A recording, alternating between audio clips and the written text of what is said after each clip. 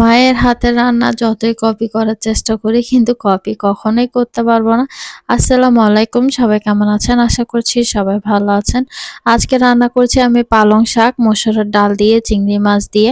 আমার আম্মু বাসায় থাকতেই এই ধরনের রান্নাটা করেছিল, পালং শাকের মধ্যে মসুরের ডাল আর চিংড়ি মাছ দিয়ে। ঠিক সেম ভাবে আমি করার চেষ্টা করলাম, কিন্তু আমারটা তেমন মজা লাগেনি আমার কাছে। নিজের রান্নাটা অনেক সময় নিজের কাছেই ভালো লাগে না। আর কার কার সাথে এমনটা হয় অবশ্যই কমেন্টে জানাবেন। আমার তো মাঝে মধ্যে আমার নিজের রান্না নিজের কাছেই ভালো লাগে না, কিন্তু মাশাল্লাহ আমার রান্নাও সবাই খুব বেশি পছন্দ করে। আর এই তো আমি পালং শাকটা রান্না করে নিচ্ছি। পালং শাকের মধ্যে আমি পরিমাণ মতো মসুরের ডাল আর চিংড়ি মাছ দিয়ে দিয়েছি। এভাবে রান্না করব আজকে, একটু পাতলা করে ঝোল করে। আর এদিকে আমি চিংড়ি মাছের জন্য পেঁয়াজ দিয়ে দিয়েছি। পেঁয়াজটাকে হালকা ভেজে আমি এখানে পরিমাণ মতো হলুদ, লবণ, মরিচ সবকিছু একসাথে দিয়ে হালকা তেলে ভেজে নিব। এভাবে ভেজে নিলে কালারটা খুব বেশি সুন্দর হয়। তারপর আমি পরিমাণ মতো পানি দিয়ে কষিয়ে নিব মশলাটাকে। আর এদিকে আমি ডালের মধ্যে ফোড়ন দিব, যার কারণে আমি এদিকে জিরা, রসুন, সবকিছু একসাথে ব্রাউন কালার করে নিব। আর এই তো ডালটা আমি বাগার দিয়ে দিব। এখন ডালটা হয়ে এসেছে।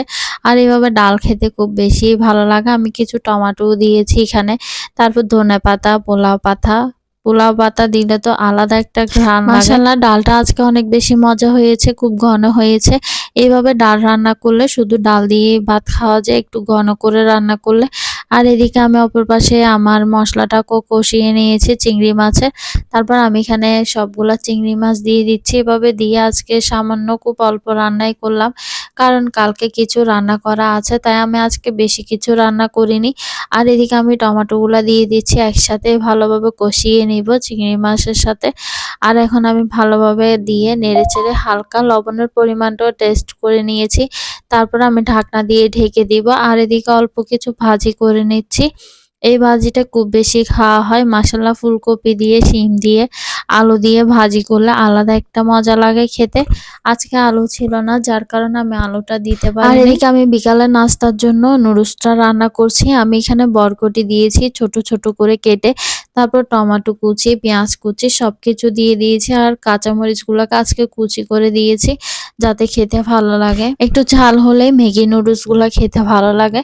আর এদিকে আমি 2টা ডিম দিয়ে দিচ্ছি। আমি সিম্পল ভাবে ডিম দিয়ে নুডলসটা করছি। আর আমি সবসময় সহজ আর সিম্পল রান্না বান্না করার চেষ্টা করি।